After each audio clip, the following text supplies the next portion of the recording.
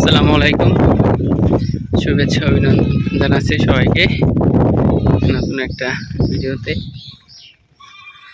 আজকে গতকালকে প্রায় 2 দিন সারাদিন বৃষ্টি, একটানা মুষলধারে বৃষ্টি পড়তেছে। এখন চারিদিক একদম পানিতে থই থই, কোথাও আসলে তিল পরিমাণ জায়গা নেই। দেখেন যেদিকে তাকাবেন সব দিকেই পানি, শুধু পানি আর পানি। এখন বৈশাখ মাস, আসলে এই সময় বৃষ্টি থাকাটাই যথেষ্ট। সামনে কৃষক, তারা আসলে যে ধান রোপণ করবে তার জন্য আসলে প্রস্তুতি নেবে। এবং আমি যতটুকু শুনলাম, এই যে বৃষ্টিটা মানে এই অমাবস্যা নাকি পূর্ণিমা বলে, মানে এই বৃষ্টিটা হওয়াটা কৃষকের জন্য যথেষ্ট একটা লাভবান। কারণ এই বৃষ্টির পানিতে মাটি নরম হয় এবং মাটিতে যথেষ্ট পরিমাণ আসলে উর্বরতা চলে আসে বৃষ্টির পানির জন্য। নাকি নাকি আমাবতী নাকি বলে, যতটুকু আমি শুনছি বা আমি যতটুকু লোকের কাছ থেকে জেনেছি সেটাই আপনাদেরকে জানাই। হয়তো ভুল হইতে পারে। দেখুন চারিদিকে যতটুকু যেদিকে তাকাবেন শুধু পানি আর পানি, এই সব দিকে পানি পানি, একদম থই থই থই থই থই থই করে। নামার একটু জায়গা নেই। মাছ আছে যথেষ্ট, মাছ পাওয়া যায়, তবে দিনের বেলা না, রাতে পাওয়া যাবে। সাথে যোগ আছে যথেষ্ট পরিমাণ, যোগ বিশাল বিশাল একটা। কারণ আজকে দেখলাম যাদের আসলে গরুগুলো ছাড়া,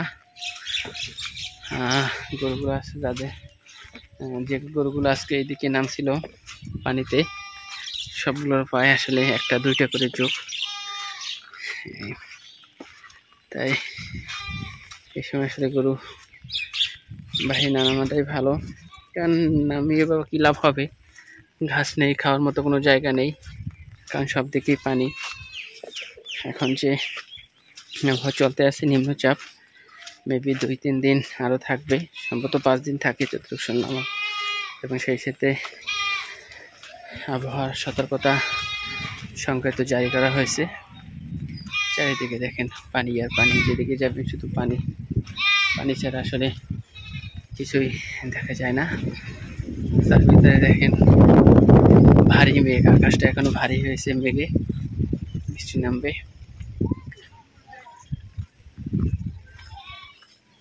এই যে দেখেন সব থেকে পানি। এখানে আসলে আমার যে ছোট একটা পুকুর ছিল, এই পুকুরে মাছ ফেলাইছিলাম, এখন আসলে পুকুর একদম কানায় কানায় পরিপূর্ণ, যে কোনো সময় মনে মাছ চলে যাবে। তাই আজকে এখান থেকে পানির একটা ব্যবস্থা করে দেওয়া হয়েছে, যাতে পানিটা নেমে যায়, পুকুরটা আসলে তলিয়ে না যায়।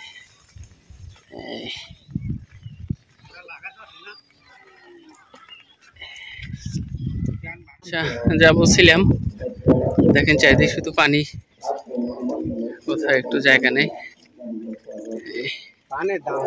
পানির দাম কম না, এখন যার যে জায়গায় নজর সে সেই দিকেই তাকাইবে। চাচাই পান খায়, দেখেন চাচা কি লাগবে বলেন?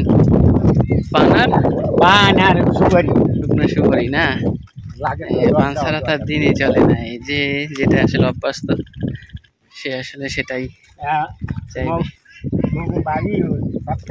হ্যাঁ, 300 টাকা আর 500 করে লাগে। ওর বাবা, 300 টাকা তো সুপারির দাম বেশি, 1,50 টাকা বেশি।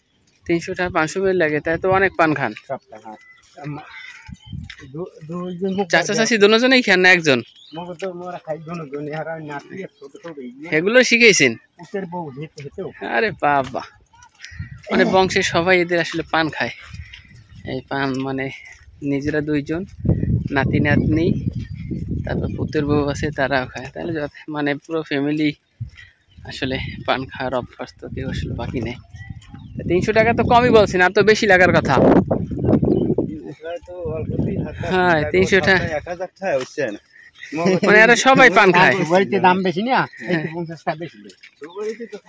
তাই 4 জন 5-6 জনে পান খায়, তো 300 টাকা হওয়ার কথা না। দেখেন আসলে যতটা দেখানোর চেষ্টা দেখাইতে পারতেছি, পুরোটাই আপনাদের দেখানোর চেষ্টা করতে আসছি। যেদিকে যাবেন শুধু পানি আর পানি। একটা সময় ছিল মানে যখন ছোট ছিলাম তখন আসলে এইভাবে বর্ষার মৌসুমে চারিদিকে একদম পানিতে থই থই থই থই করতো। তখন আসলে এই বিলে আমরা আসলে নৌকা নিয়ে নামতাম, নৌকা থেকে এই গ্রাম থেকে ওই গ্রাম যাইতাম। এখন আসলে এই বাচ্চাদের ভিতর আসলে দুরন্তপনাও নেই, আর নৌকাগুলো পাওয়া যায় না, কারণ ছোট হয়ে গেছে, নৌকার ব্যবহারটা আসলে একদম উঠে গেছে। এই যে একটা উঁচা জায়গা পাইছে পোলাপানে, সেখানে ফুটবল খেলতে আছে। যা বলতেছিলাম, আসলে নৌকা চড়া এই সময় খুবই একটা আনন্দের বিষয়, উপভোগের বিষয়। কারণ যারা আসলে এই সময় নৌকো চড়ছে তারাই আসলে বলতে পারবে যে আসলে কতটা একটা স্মৃতি বা কতটা মধুর এই সময়টা। যাই হোক, আশা করি খুব দ্রুতই বৃষ্টি কমে যাবে, সে আশা ব্যক্ত রেখে বিদায় নিচ্ছি। সামনে আবার দেখা হবে নতুন একটা ভিডিওতে। ভালো থাকবেন সবাই, আল্লাহ হাফেজ।